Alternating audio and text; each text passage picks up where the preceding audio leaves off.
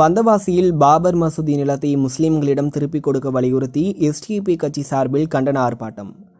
திருவண்ணாமலை மாவட்டம் வந்தவாசி பழைய பேருந்து நிலையம் அருகில் எஸ்டிபி கட்சி சார்பில் பாபர் மசூதி நிலத்தை முஸ்லிம்களிடம் திருப்பிக் கொடுக்க வலியுறுத்தி நகர தலைவர் அசீன் தலைமையில் கண்டன ஆர்ப்பாட்டம் நடைபெற்றது.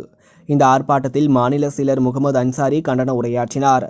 பாபர் மஸ்ஜித் இடத்தை அரசு மீட்கு கொடுக்க வேண்டும், பாபரி மசூதி இடிப்பில் பங்கேற்ற பாசிசவாதிகளை கைது செய்ய வேண்டும், வழிபாட்டு தலங்கள் சட்டத்தை அமல்படுத்த வேண்டும், இந்திய இறையாண்மையை மீட்டெடுக்க வேண்டும், பாபரி மஸ்ஜித்தை அதே இடத்தில் கட்டி கொடுக்க வேண்டும் என ஆர்ப்பாட்டத்தில் முழக்கங்கள் எழுப்பப்பட்டன.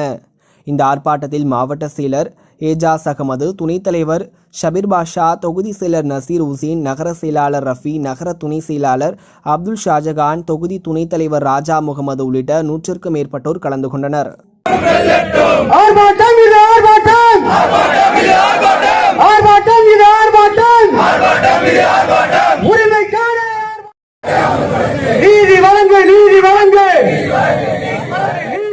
செய்திகளை உடனுக்குடன் தெரிந்து கொள்ள மீடியா 7 தொலைக்காட்சியுடன் இணைந்திருங்கள்.